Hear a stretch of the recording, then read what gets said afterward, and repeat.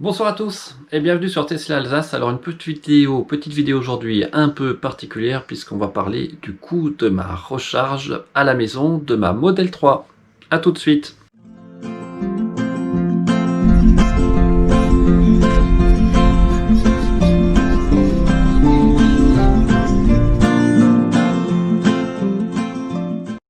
Alors, je commence d'abord par présenter l'offre DigiWatt d'EDF, c'est l'offre la plus simple, avec une option heure base et une option heure creuse, heure pleine, avec, si on regarde bien les tarifs.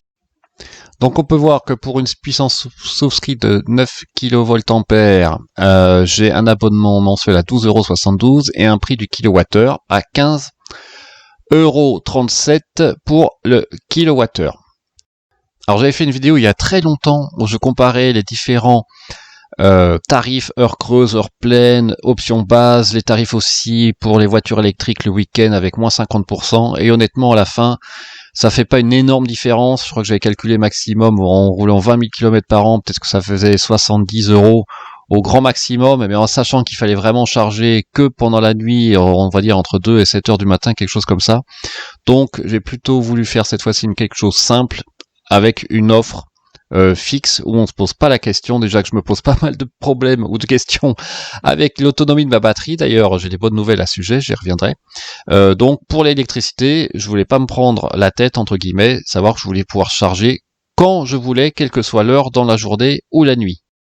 Alors l'offre que j'ai choisie, c'est Green Yellow, qui fait partie du groupe Casino, avec pareil l'option tarifaire base, avec un abonnement alors de 11,97 € à 9 kVA au 3 février 2020, ça a dû augmenter depuis. Et surtout, ce que vous pouvez regarder, c'est le tarif par rapport à EDF qui est de 14,57 € au kilowattheure contre non pas 15,77 € comme il est montré dans mon contrat Green Yellow qui était de février, mais 15,37 € au 1er octobre 2020 pour l'offre DigiWatt.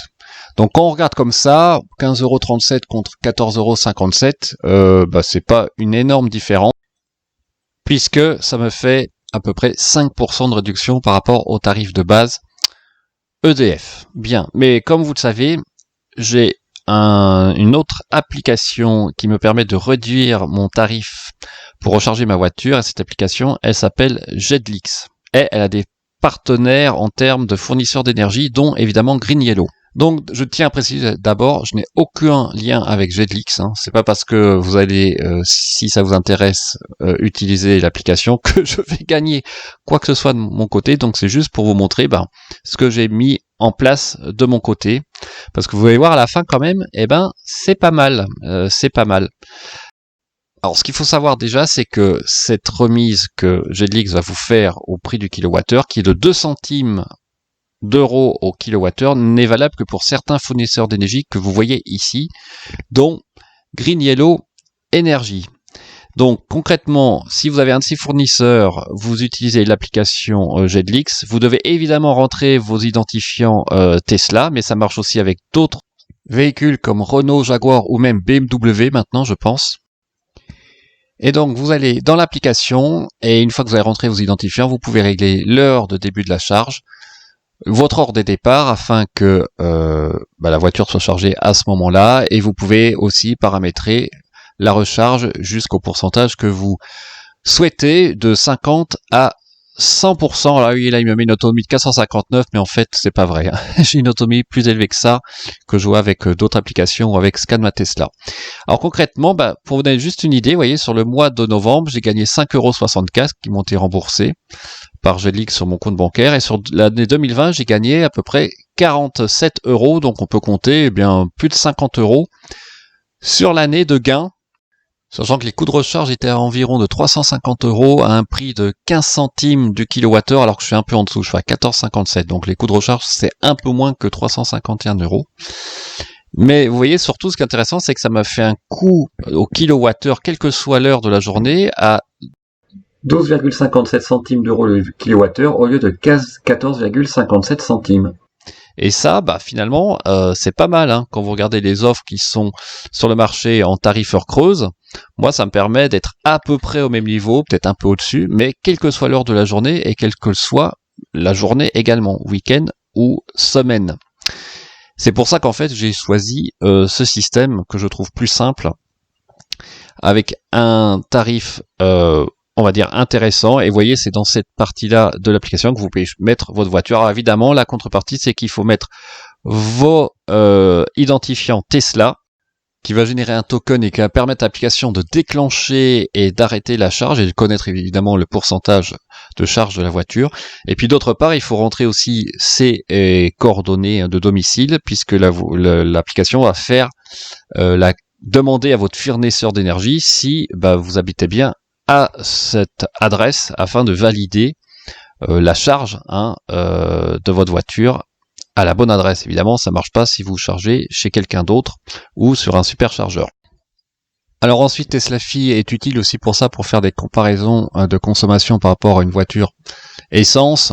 Donc là, c'est pour un petit exemple pour aller au travail le matin avec 35 km. Le coût estimé à peu près est de 64 centimes d'euros contre 1,82 € pour un véhicule diesel, si je me souviens bien. Mais si on fait une règle de 3 plutôt simple, alors si on considère une consommation à dire moyenne sur l'année entre l'été et l'hiver de 170 Wh/km, ce qui est tout à fait raisonnable puisque j'ai une portion d'autoroute à 110, puis après de la route à 70-80, plus un tout petit peu de ville.